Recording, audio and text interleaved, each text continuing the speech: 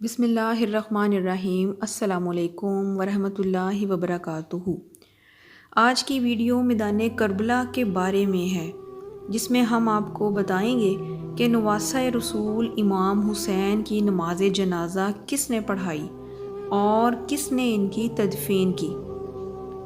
نواسہ رسول اپنے جانثاروں کے لاشیں اٹھا اٹھا کر نڈھال ہو چکے ہیں، لیکن شجاعت حیدری کی جھلک اب بھی چہرے پر چمک رہی ہے۔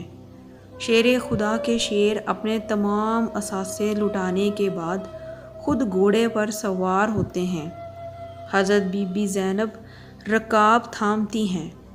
یزیدی لشکر جب تلوار حیدری کو میدان میں دیکھتے ہیں تو ایک دفعہ ہلچل مچ جاتی ہے۔ ہر کوئی امام کے سامنے آنے سے ڈر رہا ہے، کیونکہ جانتے تو سب ہی تھے کہ اب میدان میں کون اترا ہے۔ سبھی نے پیغمبر خدا حضرت محمد صلی اللہ علیہ وآلہ وسلم کا فرمان سن رکھا تھا کہ حسین مجھ سے ہے اور میں حسین سے ہوں، لیکن بدبختوں کی آنکھوں پر لالچ اور طمع نے پردہ ڈال رکھا تھا۔ ہر کوئی دربار یزید میں اونچا مقام اور انعام و اکرام حاصل کرنا چاہتا تھا، لیکن تاریخ نے ایسی بزدل فوج نہ دیکھی کہ سبھی ایک دوسرے کا منہ دیکھ رہے ہیں کہ شہسوار کربلا کا مقابلہ کون کرے گا۔ حیدری کے وارث کو دیکھ کر یزیدی فوج نے نہ صرف انفرادی جنگ بند کر دی، بلکہ اجتماعی حملہ کرنے کی بھی کسی کی جرت نہ ہو رہی تھی۔ جن کے بچپن ہی میں ان کی شہادت کی خبریں عام تھیں۔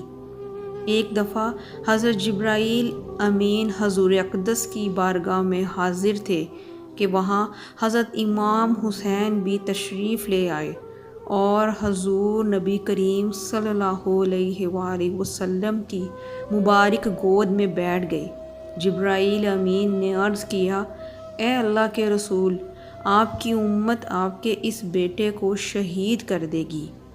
جب جبرائیل نے مقام شہادت بھی بتایا اور مٹی بھی پیش کی، لیکن اب حال یہ ہے کہ نواسہ رسول حضرت امام حسین میدان کی طرف بڑھ رہے ہیں اور بزدل فوج دور سے ہی تیر چلا رہی ہے کہ کہیں اگر یہ ہمارے قریب پہنچ گئے تو ہم نہیں بچ پائیں گے۔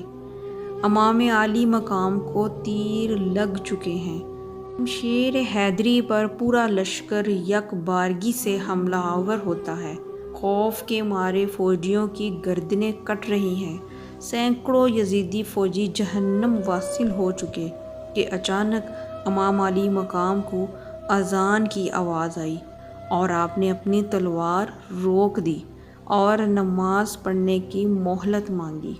یہی وہ وقت تھا کہ جب شمر کے جوش دلانے پر مالک کندی نے پیچھے سے ایک ایسا وار کیا کہ تلوار قلعہ مبارک کو کاٹتی ہوئی کاسہ سر تک پہنچ گئی۔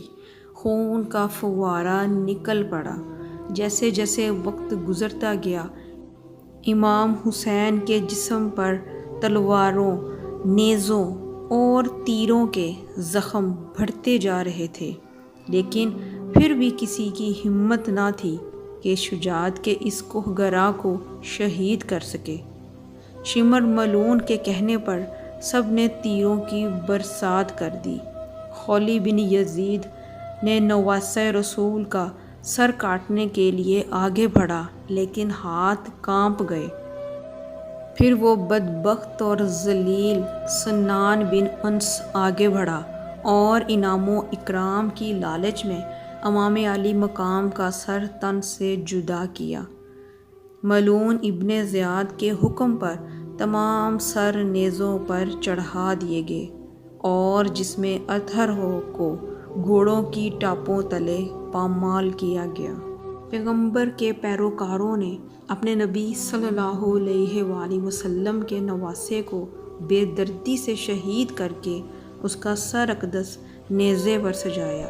یہی نہیں، خاندان رسول صلی اللہ علیہ وآلہ وسلم کے شہزادوں اور اصحاب حسین کو بھی اپنے انتقام کا نشانہ بنا کر انہیں موت کے گھاٹ اتار دیا۔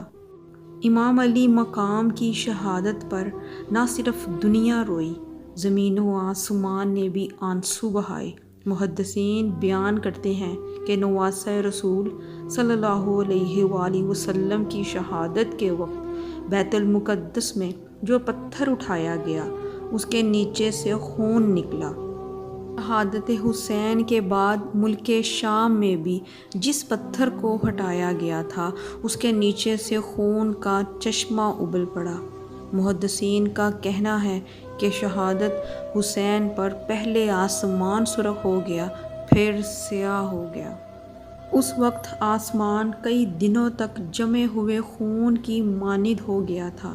حضرت امام حسین کی شہادت کے بعد سید زادیوں کو قیدی بنا لیا جاتا ہے۔ اب اسیران کربلا کا قافلہ شہیدوں کے سروں کے ساتھ کوفہ کی جانب روانہ ہو جاتا ہے۔ ادھر کربلا کی ریت پر سید زادوں کے جسم بغیر سروں کے بے گو و کفن بکھرے پڑے ہیں۔ 13 محرم کو مقام غازریہ سے قبیلہ بنی اسد کی خواتین دریائے فرات پر پانی لینے آئیں تو انہوں نے بغیر سروں کے جسموں کو بکھرے دیکھا تو سب کی چیخیں نکل گئیں۔ واپس گھروں کو لوٹیں اور اپنے مردوں کو بتایا کہ خاندان نبوت کی لاشیں بکھری پڑی ہیں، ہمیں ان کو دفنانا چاہیے۔ چنانچہ کچھ مرد ان کے ساتھ میدان کربلا پہنچے اور قبریں کھودنا شروع کر دیں۔ سبھی جنازہ پڑھنے کے لیے تیار تھے کہ اتنے میں ایک گھڑ سوار شخص آیا اور حضرت امام حسین کے جسم کے ساتھ لپٹ کر رویا۔ اس شخص کا رعب و دبدبہ اتنا تھا کہ ان کے لیے مصلی خالی کر دیا گیا۔ انہوں نے نماز جنازہ پڑھایا اور پھر ایک ایک جسم کو نام سے پکارتے اور دفن کرتے رہے۔ سب سے آخر میں حضرت عباس علمدار کو دفنایا گیا۔ جب وہ گھڑ سوار جانے لگا تو قبیلہ بنو اسد نے پوچھا کہ آپ کون ہیں؟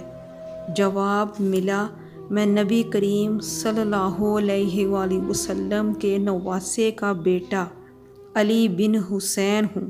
یہ کہہ کر چل دیے اور نظروں سے اوجھل ہو گئے۔ ہماری اللہ سے دعا ہے کہ ہم آخری نبی حضرت محمد صلی اللہ علیہ وآلہ وسلم اور ان کی پاک آل پر اپنی جان نثار کرنے والے بن جائیں، اور میرے اللہ ہمیں معاف کر دینا۔ آمین یا رب العالمین۔